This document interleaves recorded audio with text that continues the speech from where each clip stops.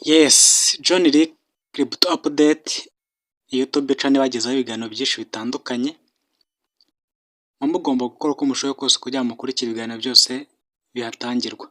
Muri uyu mwanya ntabwo ari ikiganiro ngiye gukora gusa, murabona ko hano ndi muri dashboard ya Security Cycle Verification muri mining yita Delta Mining. Hano hari abantu nashyize muri Security Cycle ariko bitewe n'uko narababuze kugira ngo babashe kumpa code kubera ko telefone yanjye yagize ikibazo. Ubwo rero nkeneye kongera kuinstalinga Delta Mining yanjye birangira aba bantu mbabuze. Ubwo rero mu bantu muri kwibona hano, wenda nk'umuntu uri kureba video akabona hano arimo, yihangane amfashe pe, kuko hari abantu benshi nanjye bari kumbaza code kandi kubera ko nanjye ntari kumayininga, urumva ko code ntabwo nabasha kuyibona.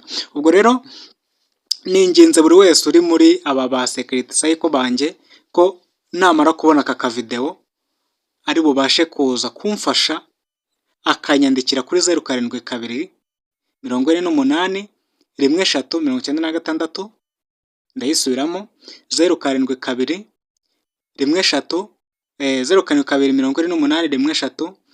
0722 ndaza no kuyishyira muri video description ndetse no muri comment ya mbere, ariko umuntu uri bubashe kubona iyi video akaba abona ari mu bantu nashyize muri Security Cycle amfashe pe, amfasha nyandikire inbox kuri WhatsApp kugira ngo aze ame code. Yes, ame code mbashe kongera gukora login ya Delta Mining yanjye kugira ngo mbashe kumayininga, kuko maze nk'amezi abiri cyangwa 3 na mining, bitewe nuko uwo nari nizeye ashobora kumpa code yarantengushye. Nyine ari mu kazi kenshi, ntabwo navuga ko yantengushye, gusa ari mu kazi kenshi ntabwo nawe akimayininga.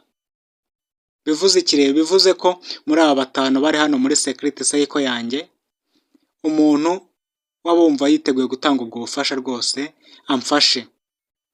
amfashe kugira ngo nongere mining Delta yanjye kugira ngo nanjye njye ku murongo. Ndizera ko rero buri wese ari bubashe kunyandikira inbox kuri 0722 48 13 kugira ngo amwe ngo noneho generatinga security code yawe, ubundi nyiguhe, ubundi utangire mining. Ndizera ko rero muri bubuze kumfasha kandi ndabakunda cyane, ndetse n'abandi bose babuze code bitewe nuko nayihuye n'iki kibazo bakaba baranshyize muri Security Cycle yabo. Ibi nibikunda ndaza kubafasha rwose.